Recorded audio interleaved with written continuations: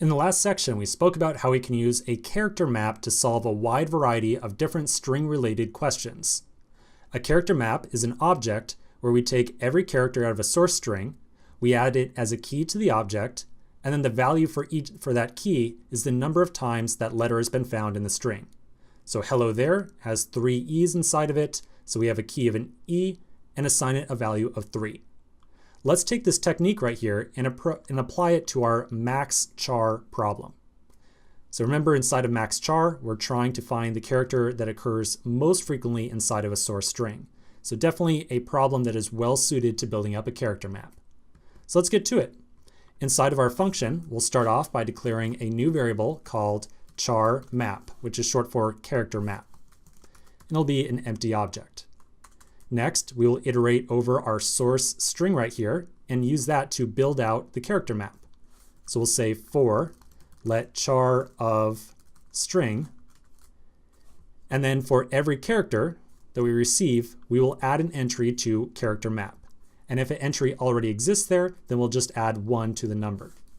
So we'll say if char map at char. So if this exists, if we already have an entry here, great, let's increment it by 1. Otherwise, we will set char map at char equal to 1. So char map at char equal to 1. Now you'll notice that I wrote this out opposite of how we just did it in the example a minute ago. I'm just doing that on purpose just to give you a little bit of variety and make you use your brain just a little bit. So do take note that I flipped the kind of order of operations here between the two cases. So now we should have our character map built up.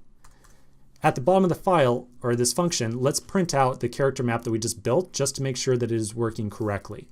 So I will console log char map like so. And let's flip on over to the terminal and see what happens. So over at the terminal, I should see my 2 console logs appear right here.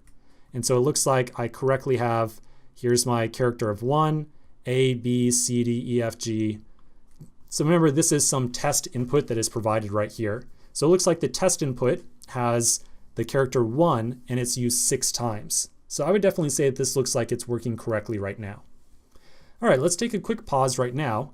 We'll continue in the next section and we'll discuss how we can now iterate through our character map and find the character that is most frequently used. So quick break and we'll finish this up in the next video.